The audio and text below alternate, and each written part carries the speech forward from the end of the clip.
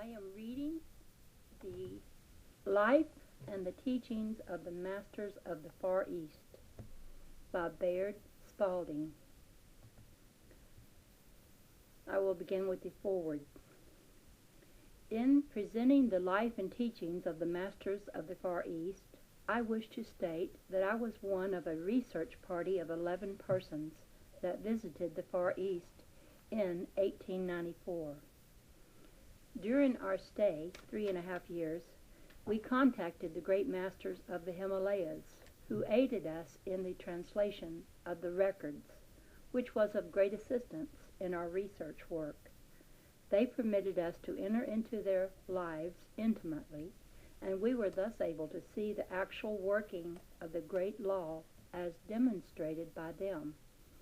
We call them masters, which is merely our name for them. One living the life described herein is entitled to reverence and consideration as a master. Records and manuscripts, our actual experience with the masters, were preserved. Personally, at that time, I thought the world was not ready for this message. I was an independent member of the research party, and I am now publishing my notes under the title Life and Teachings of the Masters of the Far East, with the thought that the reader may accept or reject as he wishes. This book, which will be followed by others of the Sun series, gives the first year's experience of the expedition in relation to the masters. It includes their teachings, which was taken by us stenographically at the time, with their permission and approved by them. The masters accept that Buddha represents the way to enlightenment, but they clearly set forth that Christ is enlightenment, or a state of consciousness for which we all are seeking.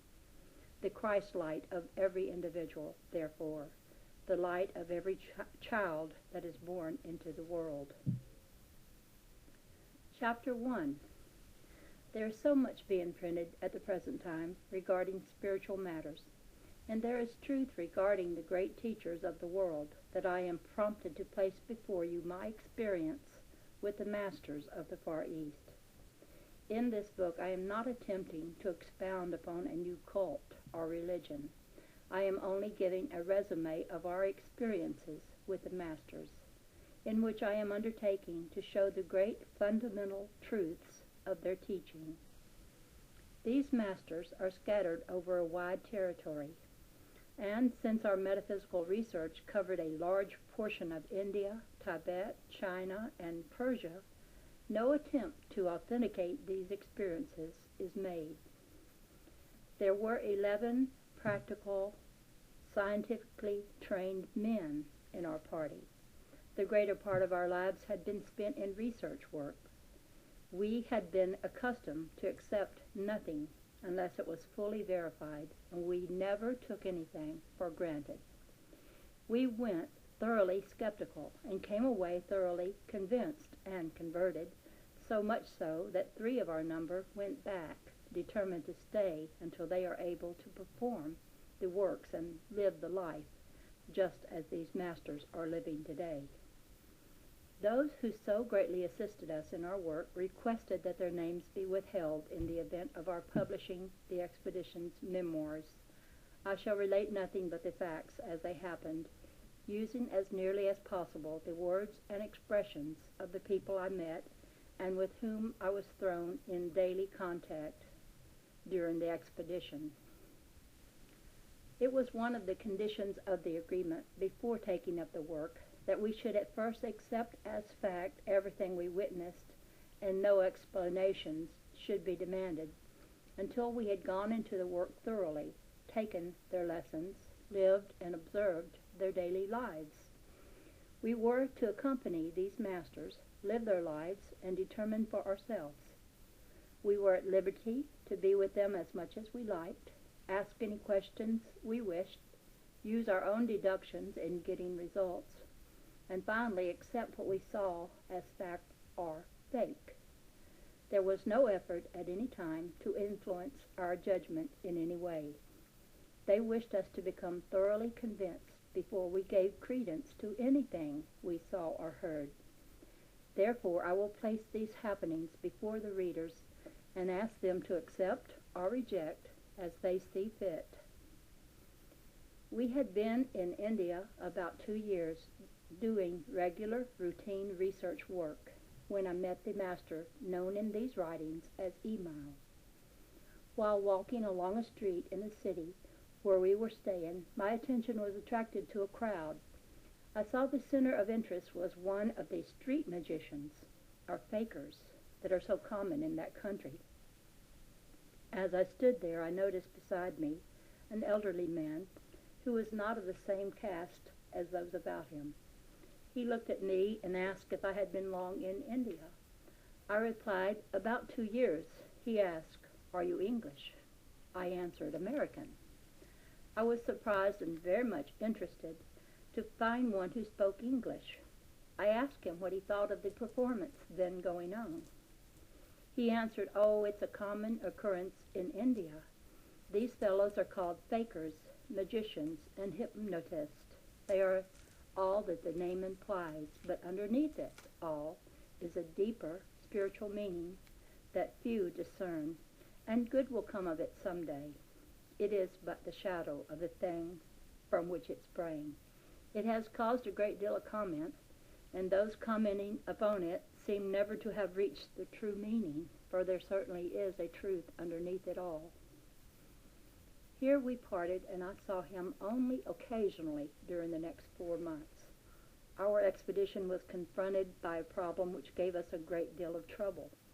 In the midst of our worries, I again met Email.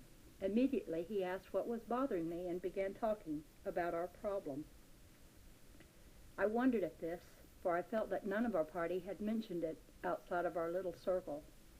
His familiarity with the situation was such that I felt the whole matter was known to him. He explained that he had a certain insight into the affair and that he would endeavor to help. Within a day or two the matter was cleared up, leaving us without a problem. We wondered at this, but, with other things to occupy our time, soon forgot. As other problems came up, it became a habit with me to talk them over with Email. It seemed that as soon as I discussed our troubles with him, they would cease to exist. My associates had met and talked with Email, but I had said little to them about him. By this time I had read a number of books on Hindu lore, selected by Email, and I was fully convinced that he was one of the adepts. My curiosity was keenly aroused, and I was becoming more deeply interested each day. One Sunday afternoon, Email and I were walking in a field, when he called my attention to a pigeon circling overhead, and casually remarked that the bird was looking for him. He stood perfectly still, and in a few moments the bird alighted upon his outstretched arm. He said the bird has a message from his brother in the north. This proved to be a fellow worker who had not reached the attainment whereby he could communicate directly, so he took this means. We later found that the masters are able to communicate with each other instantly by thought transference, or as they call it, a force much more subtle than either electricity or wireless. I then began to ask questions, and Email showed me that he was able to call the birds to him and direct their flight while they were in the air, that the flowers and the trees would nod to him, that the wild animals would come to him fearlessly. He parted 2 jackals that were fighting over the body of a smaller animal that they had killed and were feeding upon. When he approached them, they stopped fighting and put their heads in his outstretched hands in perfect trust, then resumed their meal in quiet. He even gave me one of the young wild creatures to hold in my hands. He then said to me, "This is not the mortal self, the self you see, that is able to do these things. It is a truer, deeper self. It is what you know as God.